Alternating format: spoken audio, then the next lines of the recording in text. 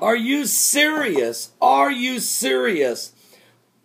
You know, what is Russia doing? Well, there's two reports here. I want to first thank Reverend Gary for this report coming out of the Ukraine. Russian troops who surrounded a missile defense base in Crimea several days ago have now left their positions.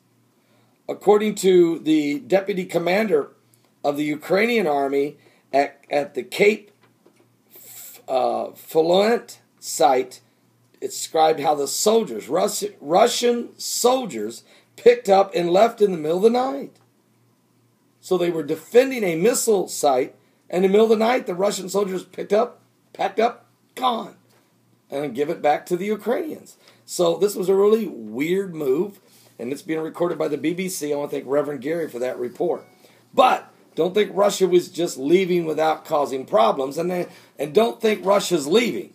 They're just maneuvering troops for different reasons, I guess. But here's something that just came in. I want to thank Troy, North Carolina. I want to thank Stephen of Oklahoma.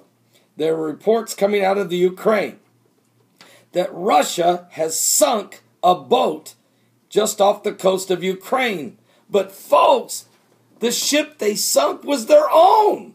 What? Well, listen to this. An anti-submarine boat may have been the first casualty of the Russian incursion, whichever you want to call it, in Crimea. But it was hardly an act of violence, much less an act of war. It was the Russians' navy has sank one of its own boats, a junked vessel they brought out there to create an obstacle, a Ukrainian official was saying.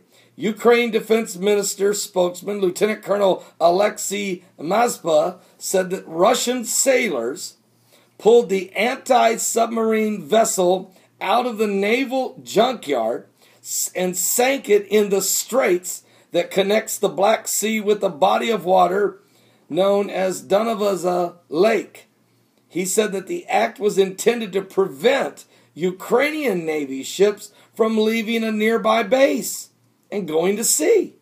The sinking was the latest in a series of moves by Russian naval forces in an area that were jangled with nerves of the Ukrainian officers. Earlier in the week, the commander of the Russian Black Sea Fleet, Adam Alexander Vitko, visited Ukraine's south base, according to the deputy base commander. He asked me to invite all the officers and suggested that we collectively take up the Russian military allegiance, oath, and become a part of the Black Sea Fleet, promising good pay and a bright future. He insisted that we do that to help protect Ukraine from extreme gangs. The officer said his boss, the base commander, retorted, "Comrade Admiral, we don't see any extreme gangs here until you came, and your men," he said to the Russian admiral. And that Russian admiral left in a rage, unquote. Now, on yesterday, March the 5th, 2014, the mouth of the bay was blocked by 10 Russian vessels, including a formidable guided missile cruiser. The Black Sea Fleet can sail in the Black Sea, but it has no right to block our Navy harbor. Russia leases the ports and the other bases in the Crimea, which serves as the headquarters of the Black Sea Fleet.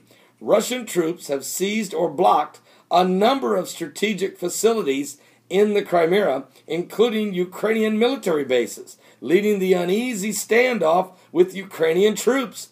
And while the Russians have mostly worn unmarked uniforms, and the Kremlin, I mean, it's really weird, the Kremlin denies that they're even there, sort of like FEMA camps in America. Even though there's 800 of them built, fully functional, ready to go, the United States government denies they exist. Same thing with Russia. There are Russian-speaking, vodka-drinking, boot-stomping, unidentified Russians in Ukraine, but Russia denies that they're there. Well, Ukrainian Colonel Matoviko said that 200 Russian officers and soldiers have arrived and are in the Ukraine. So, you know, it's just one weird move after another. Things are getting, what's going on? There's negotiations going on. We know John Kerry was in Paris meeting with the Russian Foreign Minister, Sergei Lavrov, as well as other Secretary of States and foreign ministers from other nations, including William Hague, the foreign minister, deputy foreign minister of the United Kingdom, and others, France, others were all there. So there's a lot of posturing, and there's a lot of negotiation, and this thing is still very, very precarious. It's not over by a long shot. And so we're going to continue to keep an eye on what's going on in the Ukraine and the invasion of Russia, of the Ukraine. I'll be right back with more current Bible prophecy events and things taking place around the world. Please, if you're not saved, understand something. This is Bible prophecy. The bear, which is the bear of the north, has begun to awaken and is on the move.